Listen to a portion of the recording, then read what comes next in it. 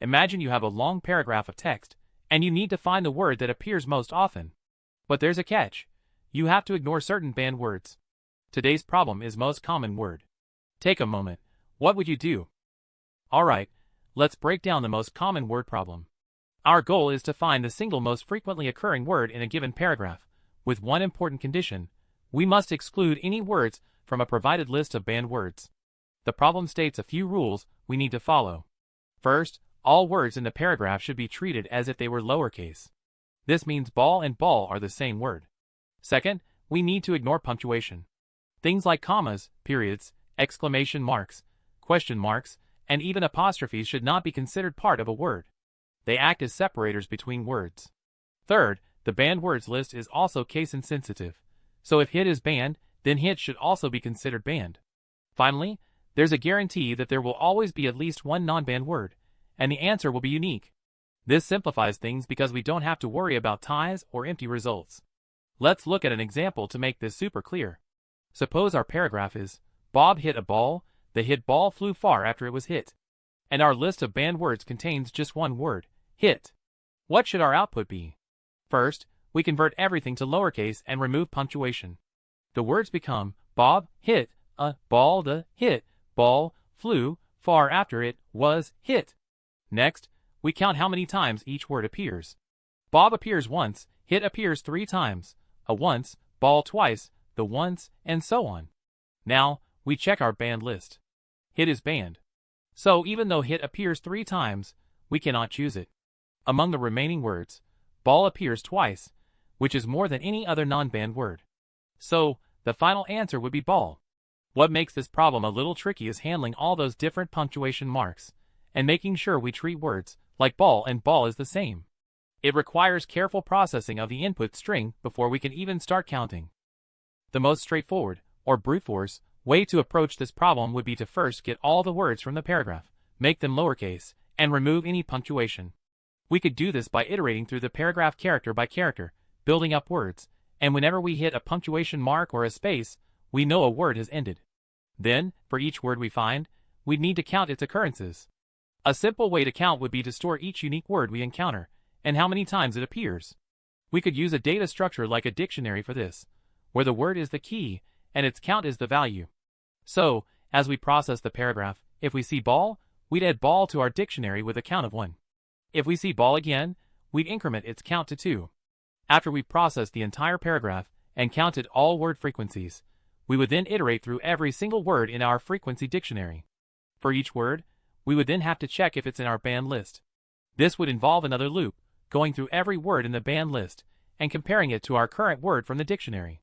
If it's not banned, we compare its frequency to the highest frequency we've seen so far among non-banned words, and update our highest frequency and the corresponding word if needed. This approach is slow because of the repeated work. Specifically, for every single word in our frequency dictionary, we repeatedly scan the entire list of banned words to check if it's forbidden. If the banned list is very long, and we have many unique words, this repeated scanning really adds up.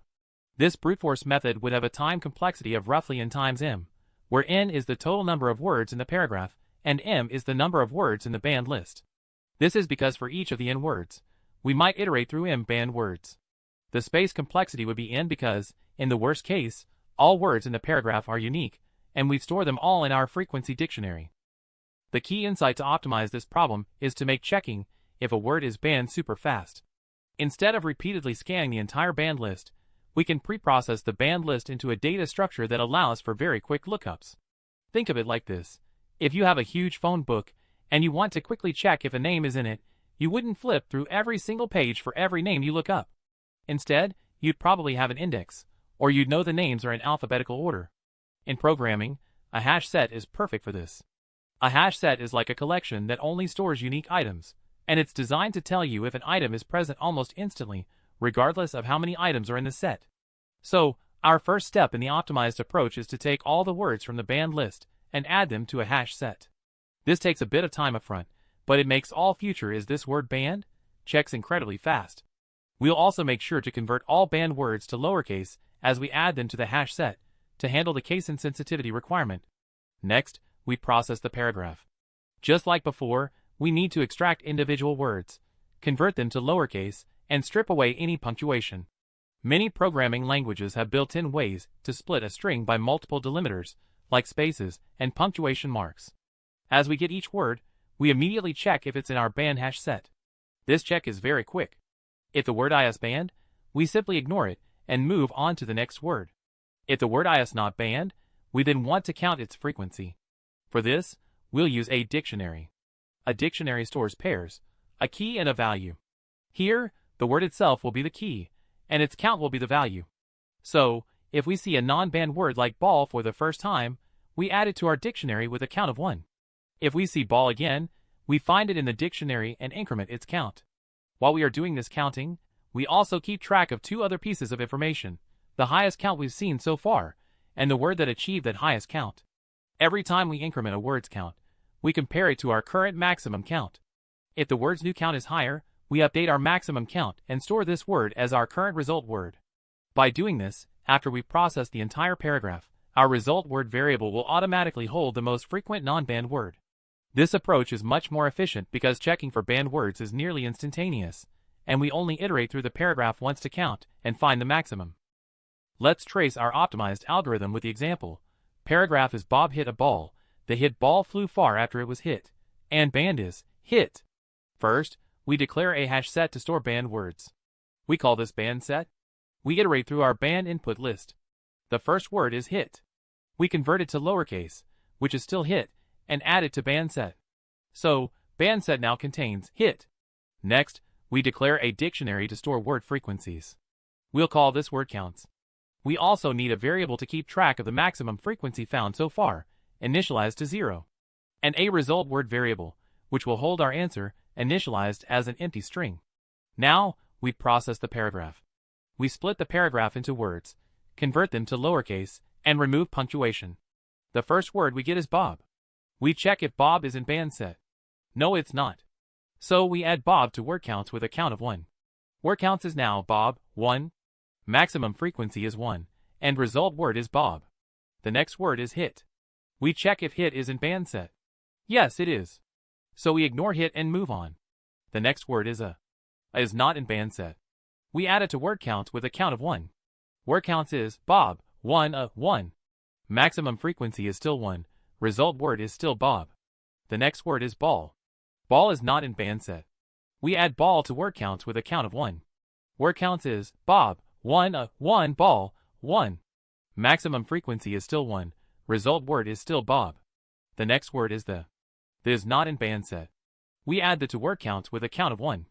Word counts is Bob, 1, 1, ball, 1, 1. Maximum frequency is still 1. Result word is still Bob.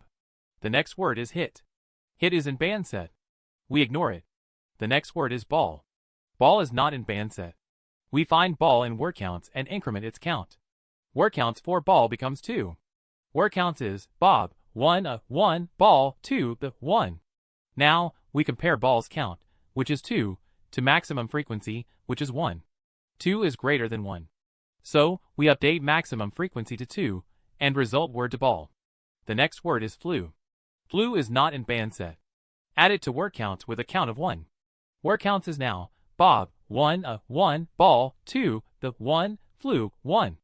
Maximum frequency is 2, result word is ball. This continues for far after it was. All are added with count 1, and since their count is 1, it's not greater than our current maximum frequency of 2. Finally, we encounter hit. Hit is in banned set, so we ignore it.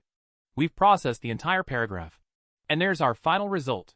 After processing the entire paragraph and considered all the rules, our result word variable holds ball. This is correct because ball appeared twice, and no other non-banned word appeared more frequently.